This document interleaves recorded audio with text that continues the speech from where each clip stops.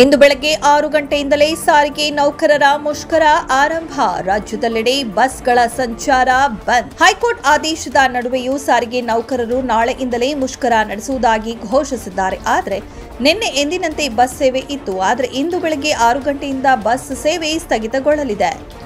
ಸಾರಿಗೆ ನೌಕರರ ಮುಖಂಡ ಮಂಜುನಾಥ್ ಹೈಕೋರ್ಟ್ ನೀಡಿದ ತಡೆಯಾಜ್ಞೆ ಕುರಿತು ಪ್ರತಿಕ್ರಿಯಿಸಿದ್ದಾರೆ.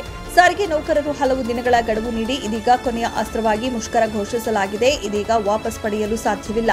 ಜಂಟಿ ಕ್ರಿಯಾ ಸಮಿತಿಗೆ ಮುಂಚಿತವಾಗಿ ಕೋರ್ಟ್ ನೋಟಿಸ್ ಕೊಡಬೇಕಿತ್ತು. ನಮ್ಮ ಅಭಿಪ್ರಾಯವನ್ನ ಕೋರ್ಟ್ ಆಲಿಸಬೇಕಿತ್ತು. ಆದರೆ ಇಲ್ಲಿ ಕೋರ್ಟ್ ನಮ್ಮ ಅಭಿಪ್ರಾಯವೇ ಕೇಳಿಲ್ಲ. ದಿಢೀರ್ ತಡೆಯಾಜ್ಞೆ ನೀಡಿದರೆ ಮುಷ್ಕರ ವಾಪಸ್ ಪಡೆಯಲು ಸಾಧ್ಯವಿಲ್ಲ ಎಂದು ಮಂಜುನಾಥ್ ಹೇಳಿದ್ದಾರೆ.